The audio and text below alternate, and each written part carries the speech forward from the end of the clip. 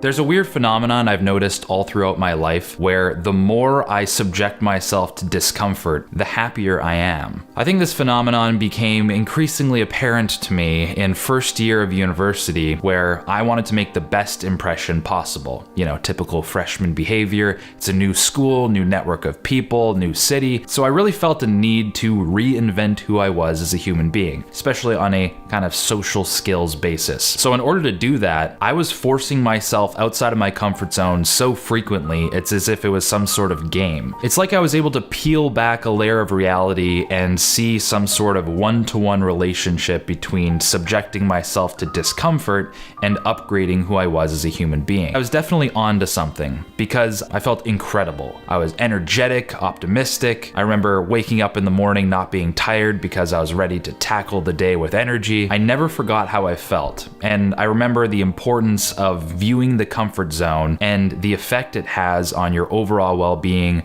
and the way you live your life. Everything you're physically capable of doing in this world falls into one of two categories: inside the comfort zone or outside the comfort zone. How about going for a run? A lot harder, isn't it? It's more physically strenuous, requires more preparation, it makes you lose your breath or sweat, and if you haven't ran for a while, you'll probably be really sore the next day. And because you know running is physically strenuous and hard to do, your brain at one point or another, when placed it outside the comfort zone. The further outside the comfort zone something is, the more mental resistance there is in the way of doing that thing. But here's where things get kind of interesting. Running is good for you. After a week of running every day, you can find that your mental energy increases, your outlook on life is better and more optimistic. All the comfort zone is concerned with is keeping you inside of it. And the way it does that is not only does it make sure that things outside of it are really uncomfortable and hard to do, it's also always shrinking if you don't do anything about it. Unless you venture at least a little bit beyond the borders of the comfort zone, it will get smaller and harder to escape. And this is something that most people have experienced in their lives, whether they are aware of it or not. In my own life, this happens all the time. Like when Halo 5 came out a few years ago, I spent so much time just playing it for hours and hours every day, eating Doritos Sweet Chili Heat and drinking Mountain Dew like a real gamer. And after days of doing this, binging a video game, and not doing anything outside of my comfort zone, things that were previously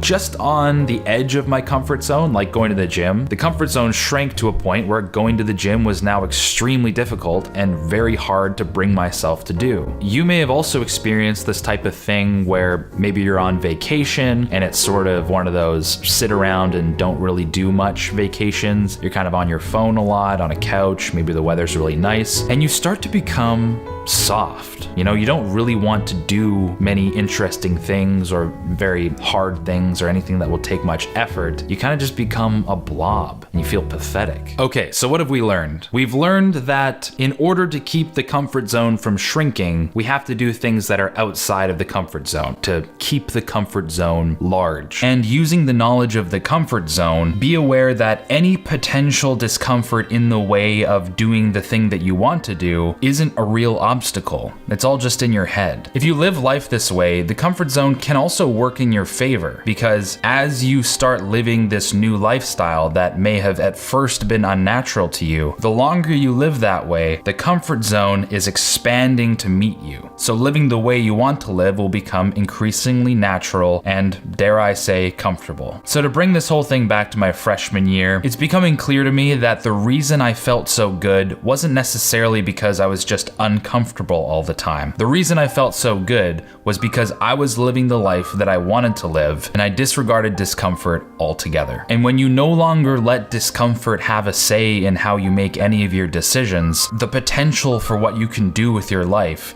expands dramatically.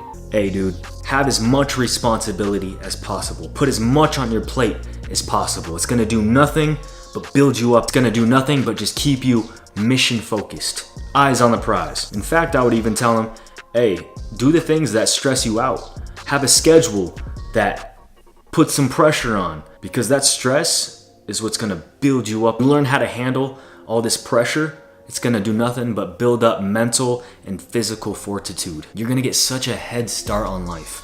if you just understand responsibilities. And on top of that, you're not gonna have no time for all the miscellaneous, pointless stuff. Well, I think people like so focused on, I want to make my life as smooth sailing as possible. But if you can just change your mindset to not think of adversity as a problem or as a negative thing and to think of it as something that is helping you. Have you ever felt powerless? Do you have a hard time bouncing back from struggles? You must face adversity to become strong. Because let's face it, we're all going to have setbacks and difficult situations. In this episode, you will learn how to approach those situations with a strong mind. Adversity is such a great thing to have throughout your life. Having difficulties throughout life, and that when you have them, understand that they help build your mental resilience. There was a study done where they looked at young people, youth, and they did a comparison between youth raised in inner cities, inside the city, which is typically rougher, versus a suburban area, youths that grew up in a suburban environment where parents really take care of the students. It's a much more coddled environment, protected environment. And what they found when they compared these two groups, that the children that were raised, the youths that were raised in an inner city environment actually ended up doing better later on in life. They had better resilience when they were faced with adversity. They actually were more successful in overcoming obstacles in their lives. Whereas this other group struggled quite a bit because they had less adversity. And so when you're facing something, find solace in that this is actually making you a better problem solver, number one, because when you're dealing with different problems, you become more efficient. You become almost like a chess player and being, okay, I see this, let me see how I'm going to maneuver it. And you learn to withstand things when things happen. They're not all soul crushing. If you can just change your mindset to not think of adversity as a problem or as a negative thing and to think of it as something that is helping you. And the example you gave about working out is exactly that. If there's no resistance, it's not going to come back bigger, better, and stronger. Wow, I love that. When you first started joining the training, that was so freaking intense. You must have been exhausted, to the point where you couldn't even open your eyes by the end of the day. Are there moments where you literally are being physically and mentally pushed to your freaking limits on a daily basis? So at the end of those, how many people quit? I'm sure a lot. A lot quit. How did you not quit, Evie? How did you have that mental resilience in that moment where you're like, this resistance is going to make me stronger?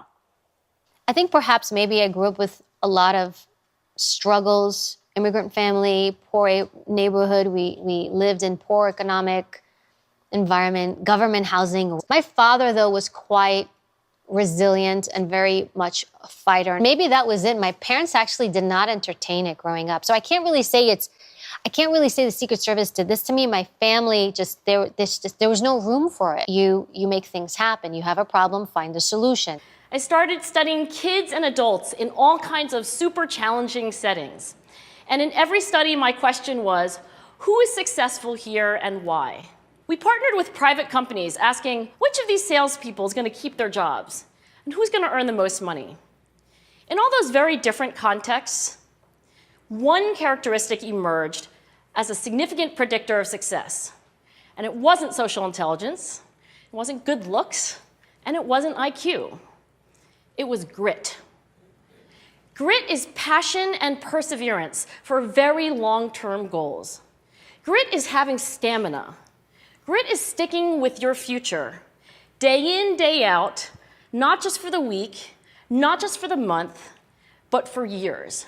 And we have to be willing to fail, to be wrong, to start over again with lessons learned. The prime factor, I think, or the foundation to mental resilience is adversity. It's counterintuitive probably because most people don't want adversity.